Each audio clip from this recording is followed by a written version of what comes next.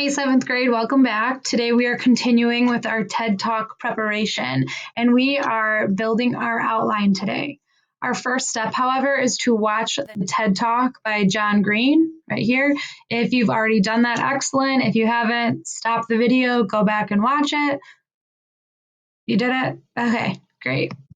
So in this TED Talk of the Nerd's Guide to Learning Everything Online, I wanted to first view it so then when we do a reverse outline, you can kind of see how John Green laid out his talk and how you can structure your talk too.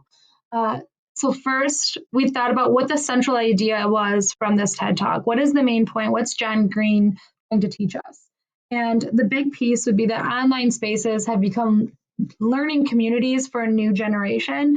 I could also revise it and just say for all, right? Online spaces have become learning communities for all people, but we can leave that for now. So he kind of first starts his talk with how the world is changed by our maps of the world, right? Gave the example of Aglo, gave the map examples, kind of explains the paper town terms, all of that. And then it segues into a next piece of his own experience with learning.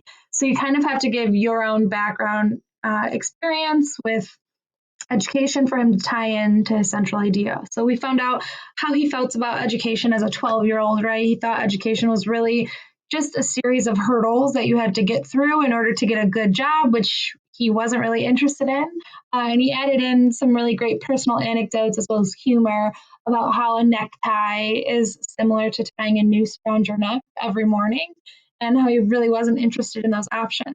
And this negative outlook on education kind of stuck with him until he was in high school, where he found a learning community, which was basically saying that he was surrounded by people who cared about what they were learning, and it was interesting to him. He kind of got over the too cool for school phase.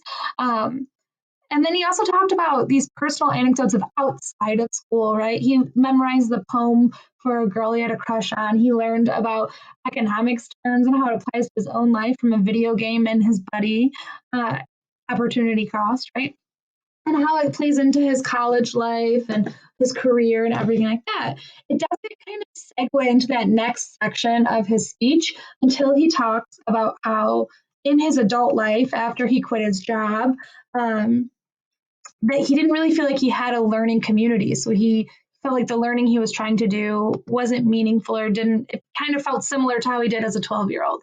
So it didn't change until he found learning communities online. And that's really that big point that he's showing is how he found a community through YouTube and gave a whole bunch of examples of that. So my notes I put were that he had examples of the different learning communities.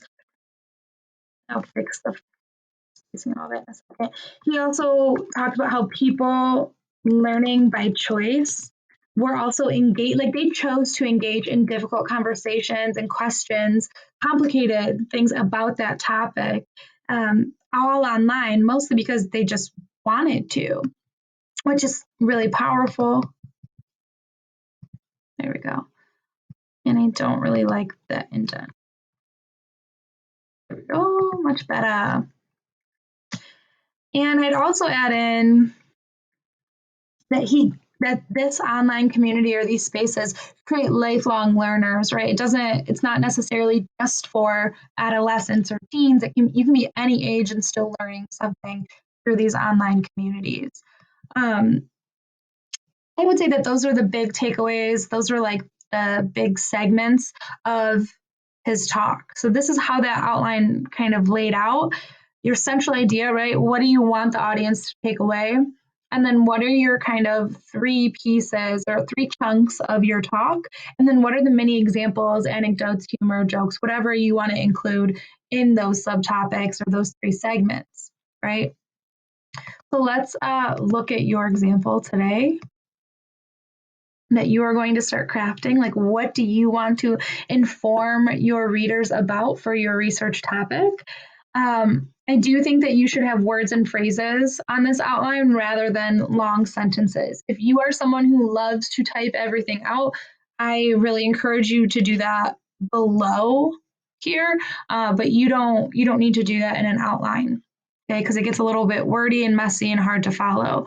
You don't need to worry about the intro and conclusion. You notice how John Green kind of starts and ends with the cartography idea, and he uses it throughout. That does not come in an outline, right? That comes in the revision stages. So just worry about the content of your speech right now, of your talk. What do you want to inform your readers about? What do you think is like really most important or exciting to share? Okay.